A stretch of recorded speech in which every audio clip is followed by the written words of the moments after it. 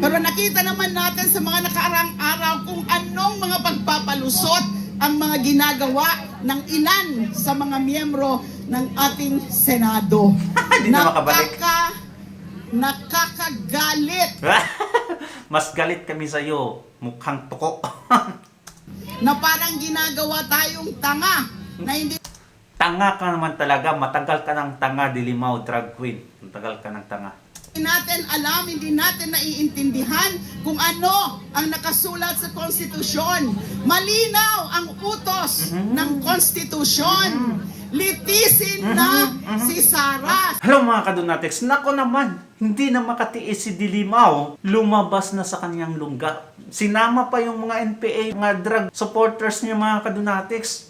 Ano ang purpose nila? Well, gusto lang nilang i-convict si Inday Sara Duterte. Grabe talaga, no? Sobra. Gusto nilang i-impeach na talaga si Inday Sara Duterte. But of course, yung mga sinasabi nila, yung mga pagtitipo nila mga kadunatex, those are useless kasi hindi naman sila pakikinggan ng Senado niyan.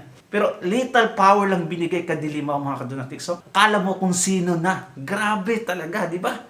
Ganyan. Nanalo ka lang sa party list. Pagkakumag talaga tong si Dilimaw mga kadunatex. Eto, panoorin natin.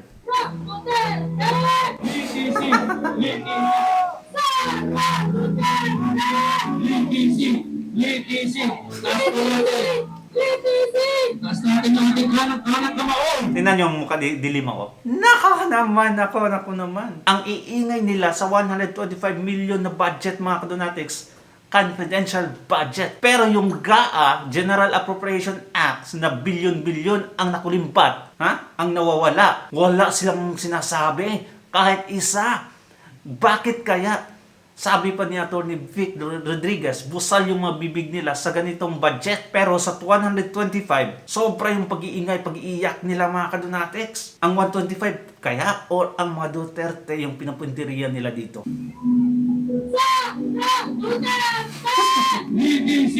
Litisin! Pangalan ng mga pagkay na humat-tusay!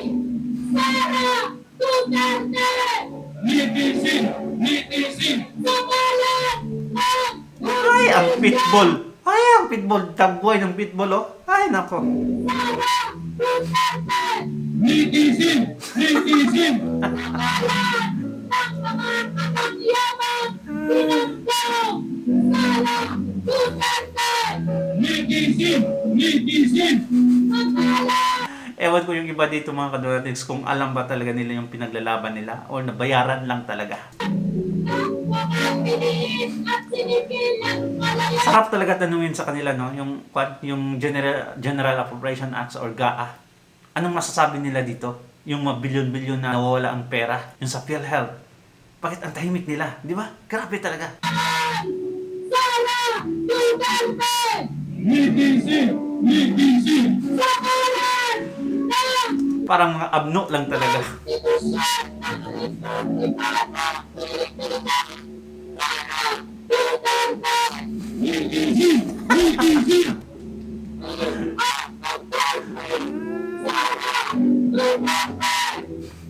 Nasira na yung nasira na yung speaker sa kanila. Ay nako, wala talaga silang pinagkaiba sa mga abno. Yung mga lunatics talaga, hindi mga kadunatics ha. Lunatics.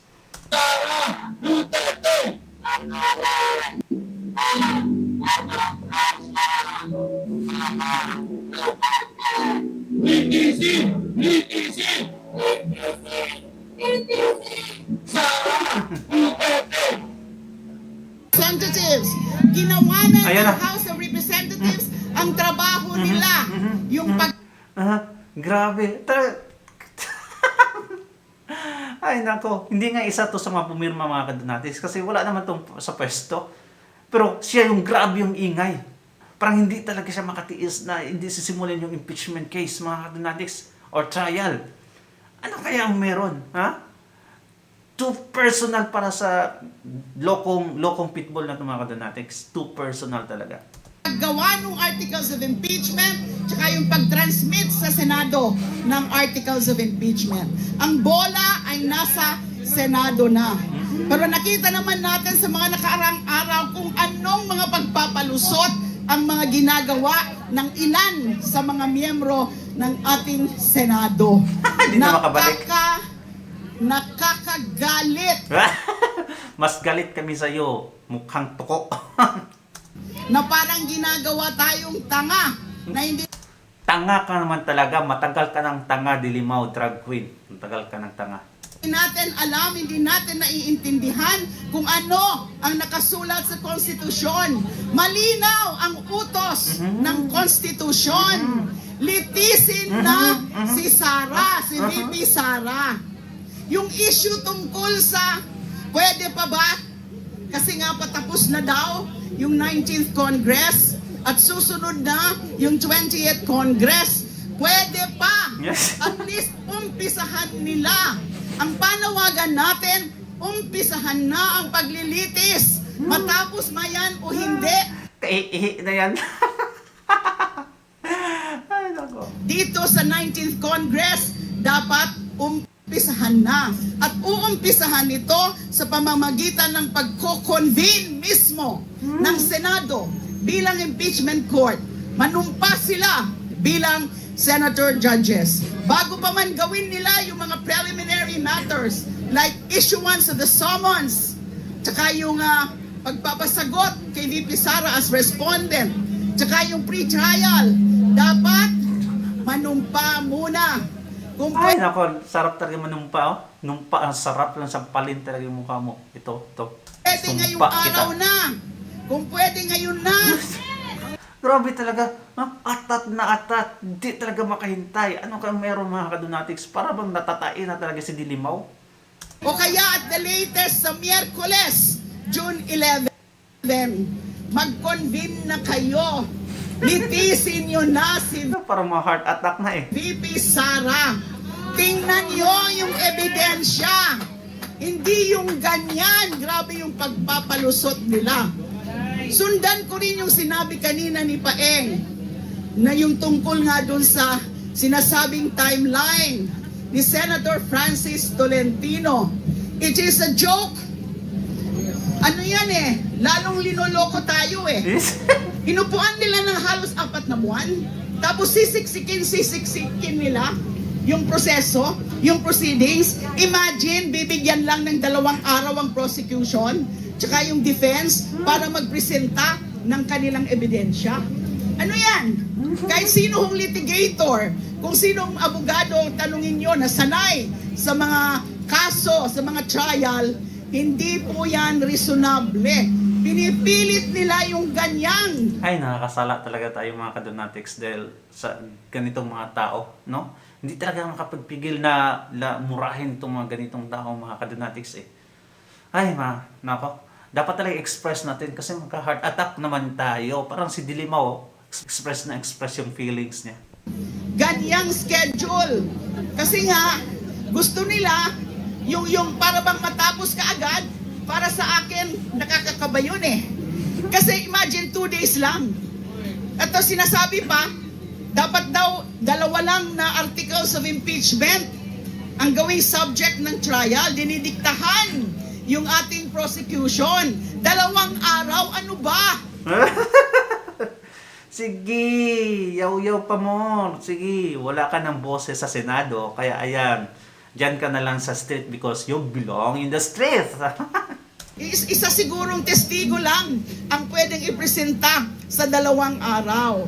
So yan ay malaking kalokohan, linoloko na naman tayo. Yan ang tinatawag ko na recipe for railroading. Gusto siguro nilang i-railroad yan. Dahil nga para kaagad sila ng kanilang hatol. Mukhang atakehin na sa puso itong si Dilimaw mga kadonatics. Tingnan nyo, parang gasping with air na siya. Na siyempre ang tatargetin nila, yung mga kumakampi kay Duterte, ay yung acquittal.